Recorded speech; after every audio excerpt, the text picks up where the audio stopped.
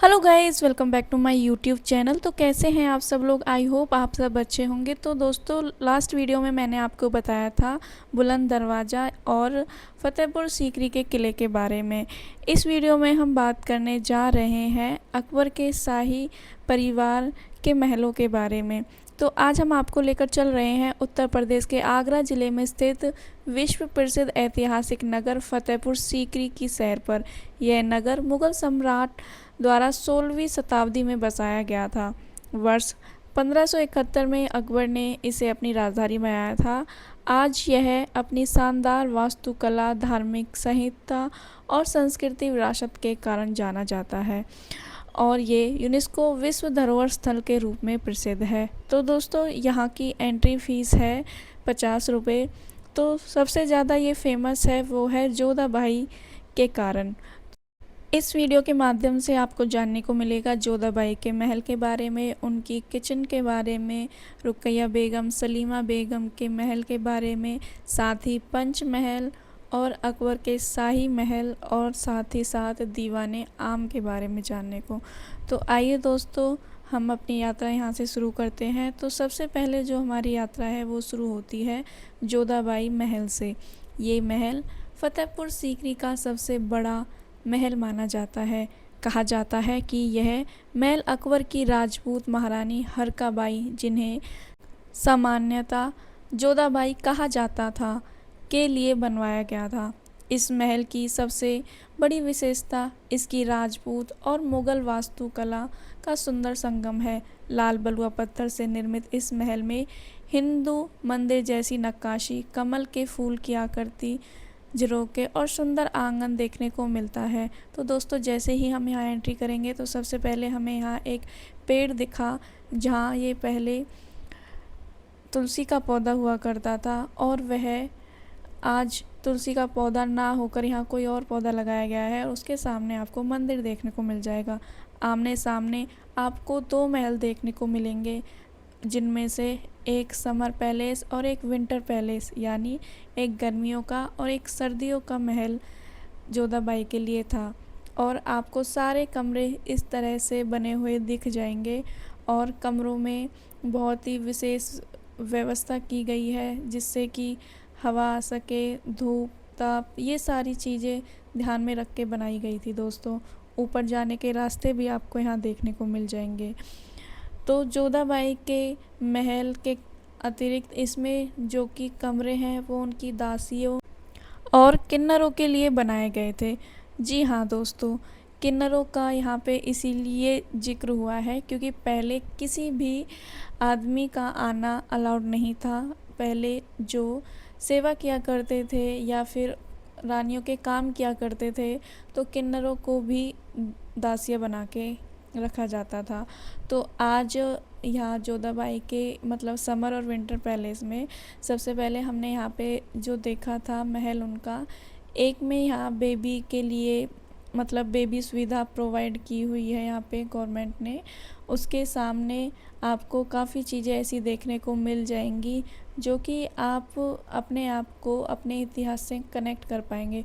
उसके बाद आप यहाँ देखेंगे महल में आपको ऐसी नक्काशी दिखेगी जिसमें कमल के फूल की आकृतियाँ, झरोखे और सुंदर आंगन देखने को मिलेगा। यहाँ पर जोधाबाई श्री कृष्ण की पूजा किया करती थी।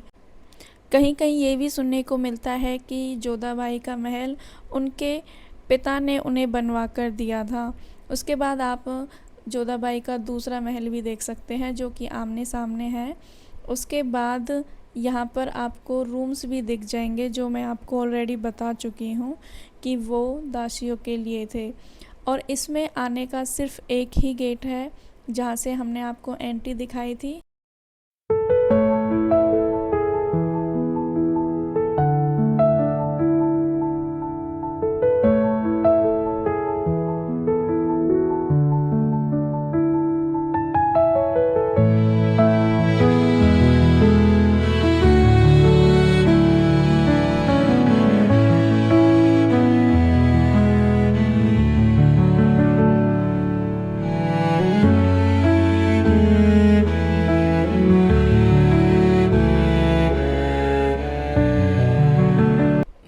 सामने आपको देखने को मिलेगी जोधा भाई की रसोई। ये रसोई उस समय की उन्नत व्यवस्था को दर्शाती है।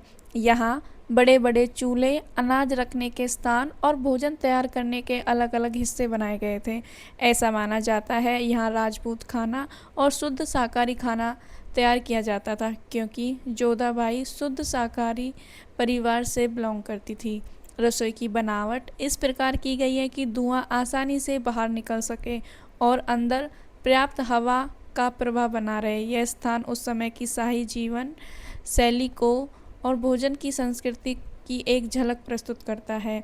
इसके सामने आपको देखने को मिलेगा सलीमा बेगम का महल।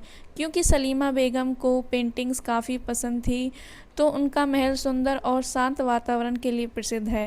इसका निर्माण अत्यंत कलात्मक ढंग से किया गया था। उसके साइड में आपको दूसरी रसोई देखने को मिलेगी और यहाँ पे सामने आपको सीढ़ियाँ दिखाई देंगी, जिस पे चढ़कर शाही परिवार सारे फंक्शन देखा करता था।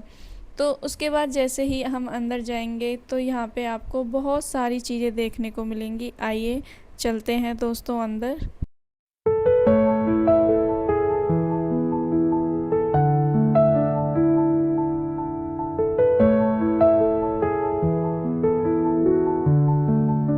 तो दोस्तों जो आपको ये सामने देखने को मिल रहा है, ये है अकबर का शाही महल।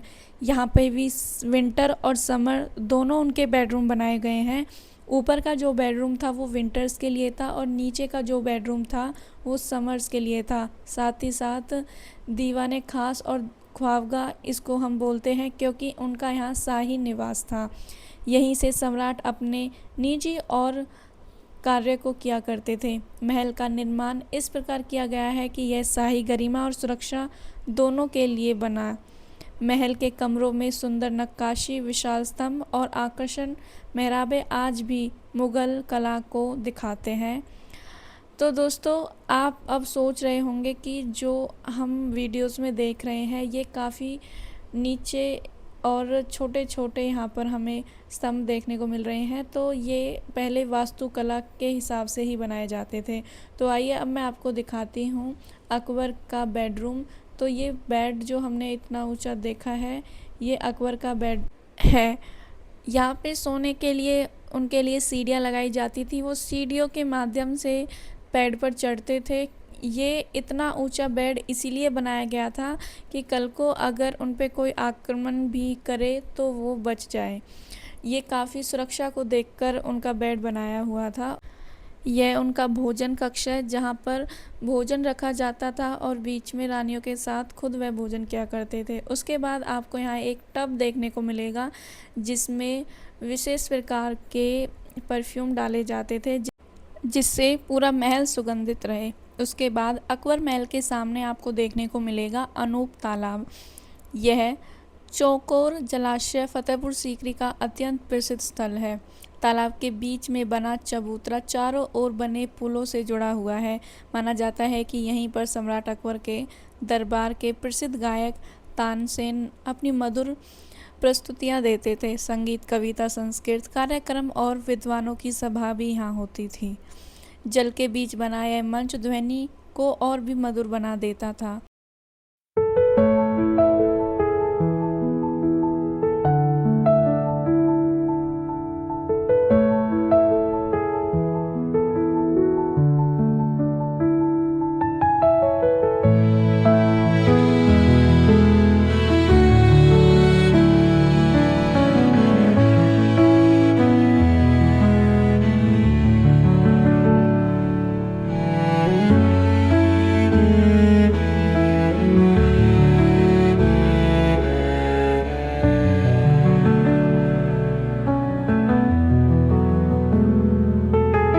अब हम पहुंचते हैं शीश महल में। शीश महल अपनी अद्भुत सजावट के लिए प्रसिद्ध है।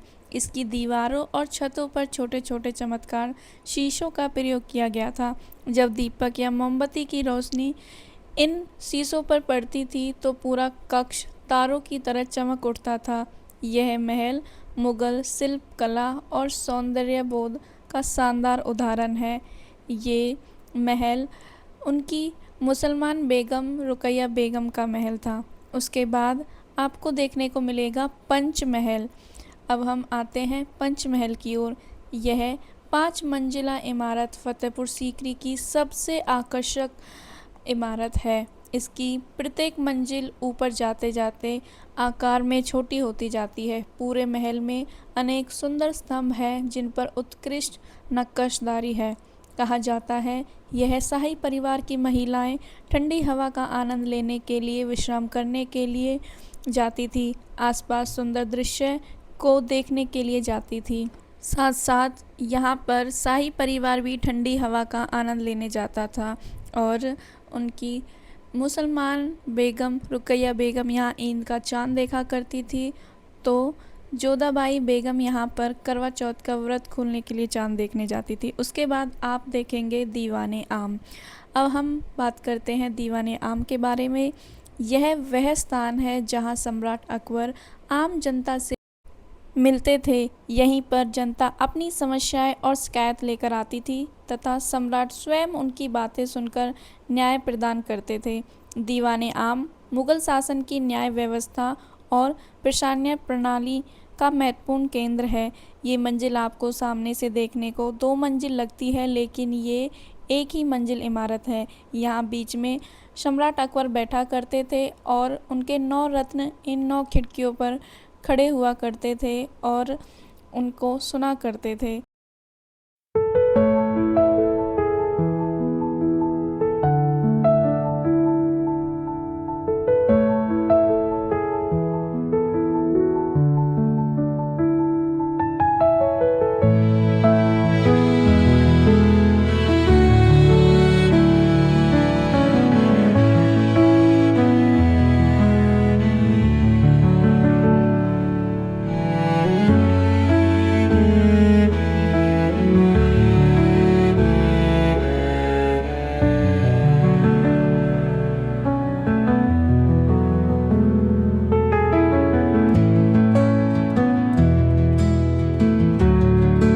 दीवाने आम के सामने आपको यहाँ पर गेम देखने को मिल जाएगा, जो कि हम उसे लूडो भी कहते हैं। यहाँ पर अकबर अपनी बेगमों के साथ खेला करते थे। उसके बाद दोस्तों आपको यहाँ पर चिकित्सालय भी देखने को मिल जाएंगे, जो कि आज के समय में टूट चुके हैं और वहाँ पर टॉयलेट की व्यवस्था की गई है। तो दोस्तों फतेहपुर सीकरी केवल इमारतों का समूह ही नहीं, बल्कि भारत की गौरवशाली इतिहास का अमूल्य धरोहर है। यदि आप भारत इतिहास, मुगल स्थापत्य और संस्कृति विरासत को करीब से समझना चाहते हैं तो फतेहपुर सीकरी की यात्रा ज़रूर करें। और आपको मेरी वीडियो कैसी लगी प्लीज़ कमेंट में ज़रूर बताएं। लाइक करें, शेयर करें और मेरे चैनल को सब्सक्राइब करें। And thank you so much for watching my YouTube video guys.